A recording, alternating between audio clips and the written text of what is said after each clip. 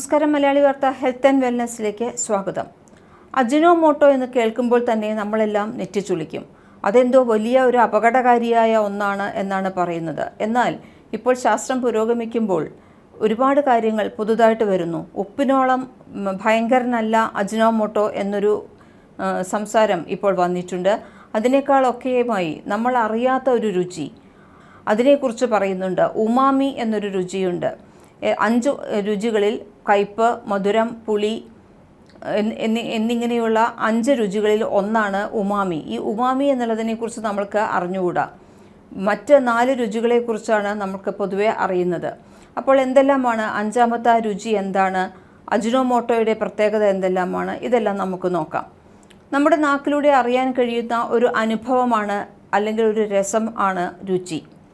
ആഹാരത്തിലെ രാസഘടകങ്ങളെ തിരിച്ചറിയുന്നതിനുള്ള സംവേദനമാണ് ഇത്. വായിലെ ദ്രവങ്ങളിൽ ലയിച്ച രാസവസ്തുക്കളുടെ താരതമ്യേന ഉയർന്ന സാന്ദ്രതയെക്കുറിച്ചുള്ള അറിവാണ് രുചി നൽകുന്നത്. പൊതുവെ വല്ലാത്ത രുചിയെല്ലാം ഉണ്ടെങ്കിൽ ഹോട്ടലിലൊക്കെ പോയി അവിടുത്തെ ഭക്ഷണത്തിന് കുറച്ച് രുചി കൂടുതലുണ്ടല്ലോ എന്ന് പറയുമ്പോൾ നമ്മളെല്ലാം പറയുന്നൊരു വാക്കുണ്ട്, അജിനോമോട്ടോ ഒക്കെ ചേർത്തതായിരിക്കും, അധികം കഴിക്കണ്ട.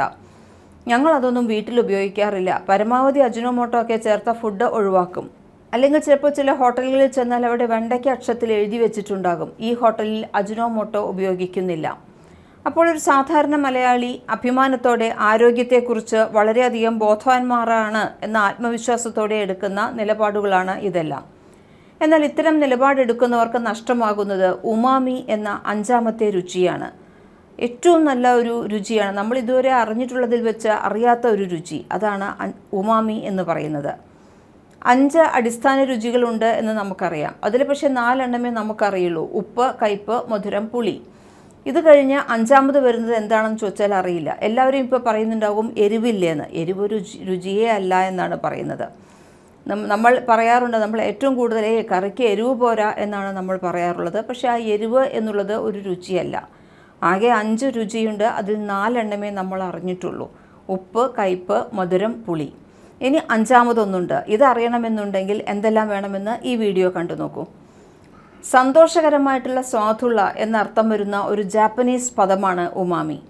ജപ്പാനിലെ ഒരു പ്രൊഫസറായ കികുനെ ഇക്കദയാണ് ഈ രുചിയെ ശാസ്ത്രീയമായി തിരിച്ചറിഞ്ഞത്.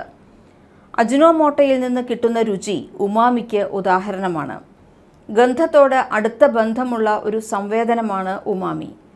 സ്വാദുമുകുളങ്ങൾ എന്ന പ്രത്യേക സംവേദനിക്കൽ വായ്ക്കുള്ളിൽ നാക്കിലാണ് ഉള്ളത്. ഒരാളിൽ ഏകദേശം 9000 സ്വാദുമുകുളങ്ങൾ ഉണ്ട്. ഫേഷ്യൽ നെർവ്, ഗ്ലോസോഫെരിഞ്ചിയൻ നെർവ് എന്നീ നാഡികളുടെ തന്തുക്കളാണ് സ്വാദുമുകുളങ്ങളെ നിയന്ത്രിക്കുന്നത്. നാക്കിൻ്റെ പിറകിലെ അറ്റം കയ്പറിയാനാണ് ഉപയോഗിക്കുന്നത്. വശങ്ങൾ പുളി അറിയാനതിനു വേണ്ടി ഉപയോഗിക്കുന്നു. അറ്റം മധുരം അറിയുന്നു, ഉപ്പും അറിയുന്നു. ഉപ്പ്, കയ്പ്, മധുരം, പുളി, ഈ 4 രുചികളെ പണ്ട് അടിസ്ഥാന രുചികളായി അറിയപ്പെടുന്നു. എന്നാൽ ഇപ്പോൾ 5ാമത്തെ രുചിയായി ഉമാമി 1900 മുതൽ ജപ്പാനിൽ അറിയപ്പെടുന്നുണ്ട്. സന്തോഷകരമായിട്ടുള്ള സ്വാദുള്ള എന്നർത്ഥം വരുന്ന ഒരു ജാപ്പനീസ് പദമാണ് ഇത്. ജപ്പാനിലെ പ്രൊഫസറായ കികുനെ ഇക്കദയാണ് രുചിയെ ശാസ്ത്രീയമായി തിരിച്ചറിഞ്ഞത്. ഉമാമി എന്ന് പേരിട്ടതും അദ്ദേഹമാണ്. അജിനോമോട്ടോയിൽ നിന്ന് കിട്ടുന്ന ഒരു രുചിക്ക് സമാനമാണ് ഉമാമി. 1908 കികുനെ ഇക്കദെ എന്ന അസ്തിത്വം ആദ്യമായി നിർദ്ദേശിച്ചതു മുതൽ ഉമാമി ഒരു അടിസ്ഥാന രുചിയാണോ എന്ന് ശാസ്ത്രജ്ഞർ ചർച്ച ചെയ്തിട്ടുണ്ട്. മാംസത്തിൻ്റെ സ്വാദാണ് ഉമാമിക്കുള്ളത്. ഒരു കപ്പ് ചിക്കൻ സൂപ്പിൽ ഉപ്പോ മസാലകളോ ഒന്നും ചേർക്കാതെ കുടിച്ചു നോക്കുക. അത് അല്പം പോലും ആസ്വാദികരമല്ല എന്നറിയാൻ കഴിയും. ഇനി ഇതിൽ അല്പം മോണോസോഡിയം ഗ്ലൂട്ടാമേറ്റ് ചേർത്ത് കഴിച്ചു നോക്കുക. സൂപ്പിൻ്റെ സ്വാദ് പലമടങ്ങ് വർദ്ധിച്ചത് കാണാം. കേവലം ഉപ്പ് മാത്രം ചേർക്കുമ്പോൾ സൂപ്പിനുണ്ടാകുന്ന സ്വാദുവർദ്ധനയല്ല ഇവിടെ ഉണ്ടാകുന്നത്. ഗ്ലൂട്ടാമേറ്റ് ഭക്ഷണപദാർത്ഥങ്ങൾക്ക് നൽകുന്നത് ഇമോമിയുടെ സ്വാദാണ്. പ്രകൃതിയുടെ രുചിവർദ്ധക വസ്തുവെന്നും പ്രോട്ടീൻ ബിൽഡിംഗ് ബ്ലോക്കുകൾ എന്നെല്ലാമാണ് ഗ്ലൂട്ടാമേറ്റ് അറിയപ്പെടുന്നത്. മാംസം, മത്സ്യം, പാൽ, പാൽക്കട്ടി, ചൈനീസ്, കാബേജ്, തക്കാളി, കൂൺ പോലെയുള്ള പച്ചക്കറികൾ, തോടുള്ള കടൽ വിഭവങ്ങൾ, മുലപ്പാൽ എന്നിവയിലെല്ലാം ഗ്ലൂട്ടാമേറ്റ് അടങ്ങിയിട്ടുണ്ട്. ചില ഭക്ഷണ പദാർത്ഥങ്ങൾ കുറച്ചു പഴകുകയോ മൂത്ത് പഴുക്കുകയോ ചെയ്യുമ്പോൾ അവയിലുള്ള ഗ്ലൂട്ടാമേറ്റിൻ്റെ അളവ് വർദ്ധിക്കുന്നതായും തിരിച്ചറിഞ്ഞിട്ടുണ്ട്. ഒരൽപ്പം പഴക്കം ചെന്ന ഇറച്ചിയും പാൽക്കട്ടിയും കൂടുതൽ സ്വാദിഷ്ടമാകുന്നതും പഴുത്ത തക്കാളി കൂടുതൽ രുചികരമാകുന്നതും ഇക്കാരണത്താലാണ്. പാകത്തിൽ ഉമാമി രുചിക്ക് ഹേതുവായ ഗ്ലൂട്ടാമേറ്റിന് ഒരു നീണ്ട ചരിത്രമുണ്ട്. ഗ്ലൂട്ടാമേറ്റ് ധാരാളമായി അടങ്ങിയിട്ടുള്ള പുളിച്ച മീൻ സോസുകൾ പുരാതന റോമിൽ വ്യാപകമായി ഉപയോഗിച്ചിരുന്നു. ഗ്ലൂട്ടാമേറ്റ് അടങ്ങിയ പുളിപ്പിച്ച ബാർലി സോസുകൾ മധ്യകാല ബൈസന്റൈൻ അറബ് പാചകരീതികളിലും പുളിപ്പിച്ച മത്സ്യത്തിലും ഉപയോഗിച്ചിരുന്നു.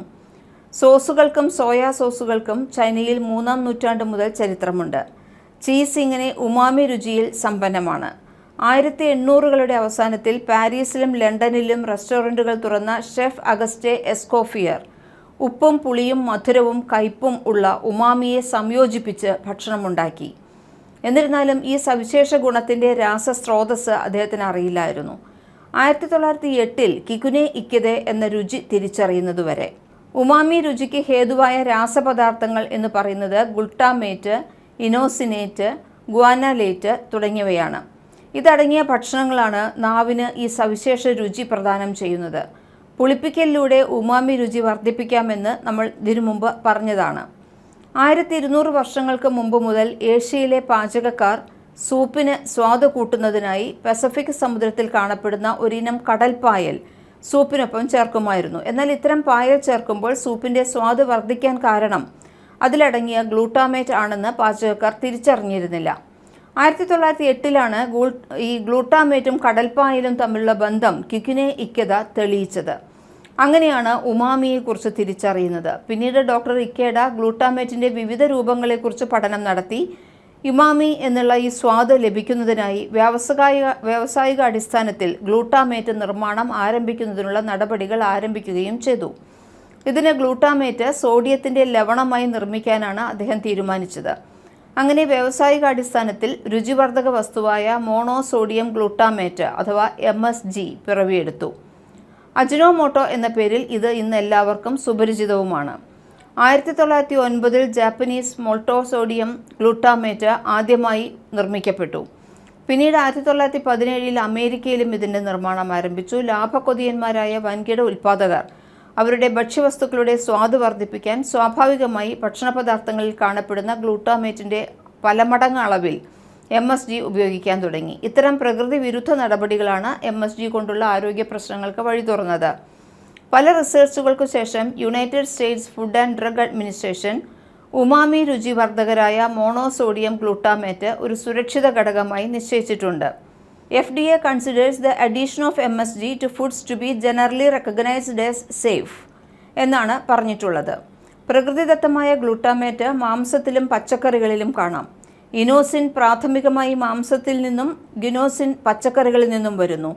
കൂൺ പ്രത്യേകിച്ച് ഉണക്കിയ ഷിറ്റേക്ക് ഗ്വാനൈലേറ്റിൽ നിന്നുള്ള ഉമാമി ഫ്ലേവറിൻ്റെ സമ്പന്നമായ ഉറവിടങ്ങളാണ്. പുകച്ചതോ പുളിപ്പിച്ചതോ ആയ മത്സ്യങ്ങളിൽ ഇനോസിനേറ്റും ഷെൽഫിഷിൽ അഡിനൈലേറ്റും കൂടുതലാണ്. അതിലേറ്റവും ഉമാമി രുചി സമ്പന്നമായ ഭക്ഷണമാണ് നെത്തോലി വർഗത്തിൽപ്പെട്ട മത്സ്യങ്ങൾ. ഗ്ലൂട്ടാമേറ്റ് ധാരാളമായി അടങ്ങിയിട്ടുള്ള പുളിപ്പിച്ച മീൻ സോസുകൾ പുരാതന റോമിൽ വ്യാപകമായി ഉപയോഗിച്ചിരുന്നു. നെത്തോലി ആയിരുന്നു പ്രധാന ചേരുവ. മുലപ്പാലിലെ അമിനോ ആസിഡുകളാണ് ഉമാമിയുമായി മനുഷ്യരുടെ ആദ്യ സമ്പർക്കം എന്ന പഠനങ്ങൾ തെളിയിച്ചിട്ടുണ്ട്.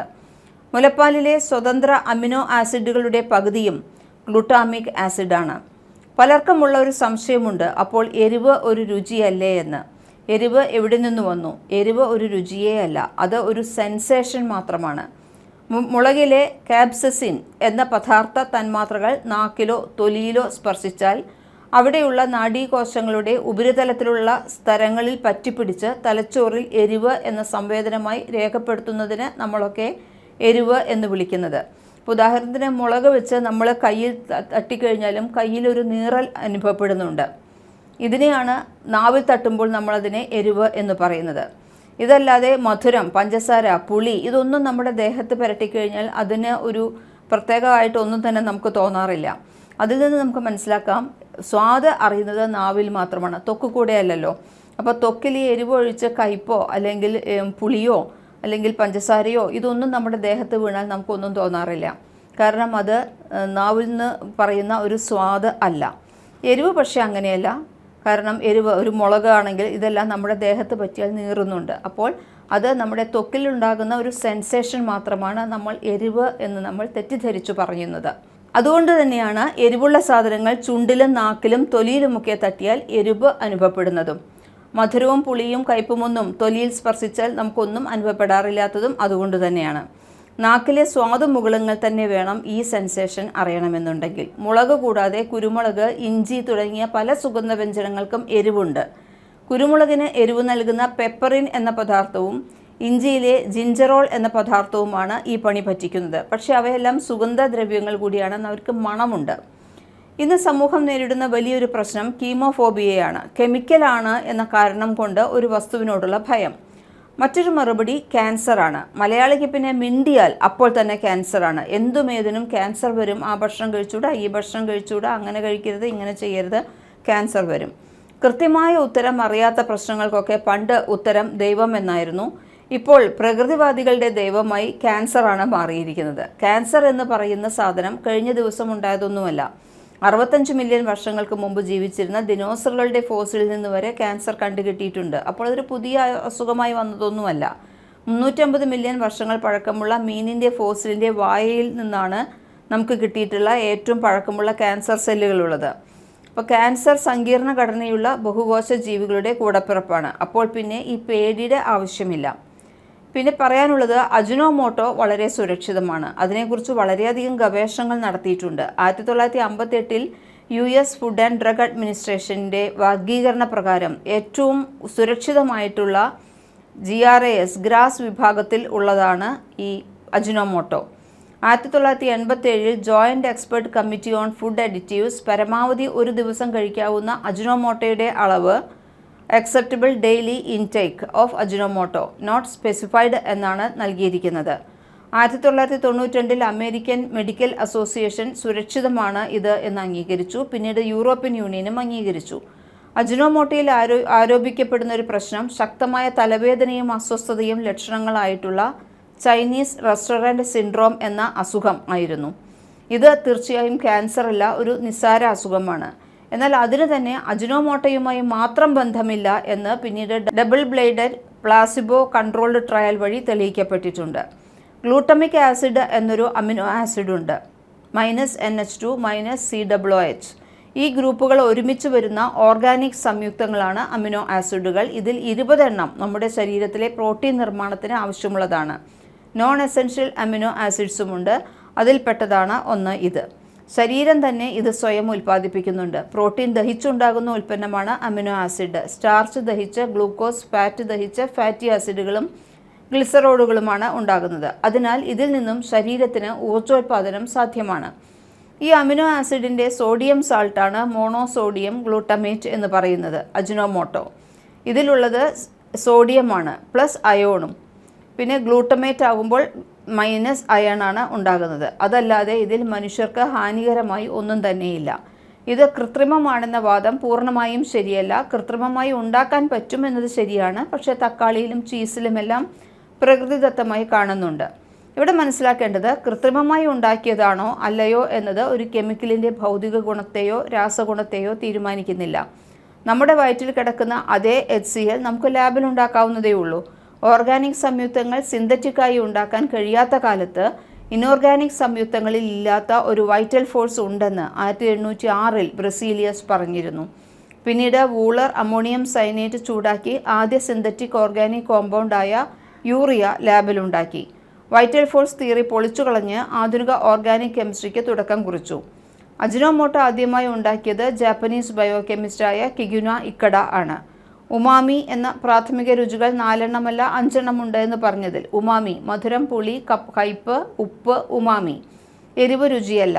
അതറിയാൻ നാവ് തന്നെ വേണമെന്നുമില്ല. രുചി ഉണ്ടാക്കാൻ ഉപയോഗിച്ചിരുന്ന കോംബു എന്ന കടൽപ്പായലിൽ നിന്നും ഉണ്ടാക്കുകയാണ് ആദ്യം ചെയ്തത്. പിന്നീട് ഡ്യൂപ്ലിക്കേറ്റ് ചെയ്തു. വെജിറ്റബിൾ പ്രോട്ടീനുകളെ ബാക്ടീരിയകളെ കൊണ്ട് പുളിപ്പിക്കുകയാണ് ആദ്യം ചെയ്യുന്നത്. പിന്നീട് ഇതിനെ സുർക്ക, തൈര് പോലുള്ള പുളിയുള്ള ആസിഡ് ചേർക്കുന്നു. രുചിമുകുളങ്ങളിൽ H+ അയൺ വന്ന് നിറയുമ്പോൾ ആണ് പുളി അനുഭവപ്പെടുന്നത്. ആസിഡുകൾ എല്ലാം പുളിരുചിയുണ്ടാകും. വീര്യം കൂടിയ ആസിഡ് ഒരു തവണയേ പുളിരുചി ഉണ്ടാക്കുകയുള്ളൂ. രുചിമുകുളങ്ങളിൽ ആൽക്കലി, മെറ്റൽ അയോൺ എന്നിവ വന്ന് നിറയുമ്പോഴാണ് ഉപ്പ് രുചി ഉണ്ടാകുന്നത്. അതുകൊണ്ട് ഈ പുളി ഒഴിവാക്കാനും പകരം ഉപ്പ് രുചി ഉണ്ടാക്കാനും വേണ്ടി സോഡിയം മെറ്റൽ എന്ന് കേൾക്കുമ്പോൾ ഇരുമ്പ് എന്ന് കരുതണ്ട, സോഡിയം സോപ്പ് പോലെ കത്തി കൊണ്ട് മുറിച്ചെടുക്കാവുന്നതേ ഉള്ളൂ. ഇത് ചേർത്ത് ചൂടാക്കുകയോ അല്ലെങ്കിൽ NaOH ചേർക്കുകയോ ചെയ്യാം. ഇപ്പോൾ പറഞ്ഞതിൽ നിന്നും ഇതൊരു ഉപ്പായി ഉപയോഗിക്കാം എന്ന് മനസ്സിലായല്ലോ. ഇപ്പോൾ ഗ്ലൂട്ടമേറ്റ് അയോൺ ആണ് മനോഹരമായ രുചി എൻഹാൻസർ ചെയ്തായിട്ട് പ്രവർത്തിക്കുന്നത്. സോഡിയം അയോൺ ഉപ്പ് രുചിയും നൽകുന്നു. നമ്മുടെ സോഡിയത്തിന് പക്ഷേ ഒരു കുഴപ്പമുണ്ട്. അവൻ രക്തത്തിലൂടെ പോകുന്നിടത്തെല്ലാം കാൽസ്യത്തിനെയും കൊണ്ടുപോകും. അതാണെങ്കിൽ മസിലുകളുടെ അകത്ത് കയറി മസിലുകളെ കൊണ്ട് മസിൽ പിടിപ്പിക്കുന്ന ഒരു ഏർപ്പാടുണ്ട്. രക്തക്കുഴലുകളിലും ഉണ്ട്. അമ്മാതിരി മസിലുകൾ അങ്ങനെ അവന്മാർ മസിൽ പിടിച്ച് രക്തക്കുഴലിൻ്റെ ഇലാസ്തികത പോയി വണ്ണം കുറഞ്ഞ് ഹൈപ്പർ ടെൻഷൻ എന്ന BP അസുഖം ഉണ്ടാക്കും. ഇത് രോഗങ്ങളുടെ രാജാവാണ്. അപ്പോൾ ഉപ്പ് കഴിക്കുന്നവരിലാണ് ഈ BP ഉണ്ടാകാൻ സാധ്യത കൂടുതലുള്ളത്. രോഗം ബാധിക്കുന്നവർക്ക് പൊട്ടാസ്യം ക്ലോറൈഡാണ് നിർദ്ദേശിക്കുന്നത്. എന്നുവെച്ചാൽ ഇന്ദുപ്പ് ഉപയോഗിക്കാമെന്നാണ് പറയുന്നത്. ഉപ്പിനേക്കാൾ സേഫാണ് ഇന്ദുപ്പ്. അപ്പോൾ BP കൂടുതലുള്ളവർ തീർച്ചയായിട്ടും ഉപ്പിന് പകരം ഇന്ദുപ്പ് ഉപയോഗിക്കാം. പക്ഷേ ഇവർക്ക് ഏറ്റവും സുഖകരമാണ് അജിനോമോട്ടോ ഉപയോഗിക്കുന്നത് എന്നാണ് പറയുന്നത്. ഒരാൾക്ക് ഒരു ദിവസം സുരക്ഷിതമായി കഴിക്കാവുന്നത് 6 മുതൽ 7 ഗ്രാം ഉപ്പാണ്. എന്നാൽ ഒരു ശരാശരി ദക്ഷിണേന്ത്യക്കാരൻ പപ്പടം, അച്ചാർ, ഉപ്പിലിട്ടത്, മോര്, ഉണക്കമീൻ ഇവയെല്ലാം കൂടി അകത്താക്കുന്നത് ഒരു ദിവസം 14 മുതൽ 15 ഗ്രാം ഉപ്പാണ്. MSGയുടെ മോളിക്കുലർ മാസ് ഉപ്പിനേക്കാൾ വളരെ കൂടുതലാണ്. സോഡിയത്തിൻ്റെ മാസ് ശതമാനം സാധാരണ ഉപ്പിൽ 39%, എന്നാൽ MSGയിൽ വെറും 12%. അതായത് 1/3 പോലും ഇല്ല. അപ്പോൾ വളരെ സുരക്ഷിതമായി ഒരു ദിവസം കഴിക്കുന്ന ഉപ്പിൻ്റെ 3 മടങ്ങ് വരെ അജിനോമോട്ടോ ഭക്ഷണത്തിൽ ഉപയോഗിക്കാം. എങ്കിൽ നമുക്ക് ആ ഏറ്റവും നല്ല ഒരു ടേസ്റ്റ് എന്താണെന്ന് നമുക്ക് അറിയുകയും ചെയ്യാം. ഏകദേശം 20 ഗ്രാം മാത്രം ഇതിൽ ഉപയോഗിക്കാൻ പാടുള്ളൂ. പക്ഷേ അതിനുശേഷം വീണ്ടും ഉപ്പ് ഉപയോഗിക്കരുത്. കറിയുപ്പിനേക്കാൾ രുചിയുള്ളതാണ്, ആരോഗ്യപ്രദവുമാണ്. വില ഇത്തിരി കൂടും, അതുകൊണ്ട് അത്ര ലാഭകരമല്ല. എങ്കിൽ പോലും ഉപ്പുണ്ടാക്കുന്ന ആരോഗ്യ പ്രശ്നങ്ങൾ അജിനോമോട്ടോ ഉണ്ടാക്കുന്നില്ല. നമുക്കൊന്ന് പരീക്ഷിച്ചു നോക്കാം.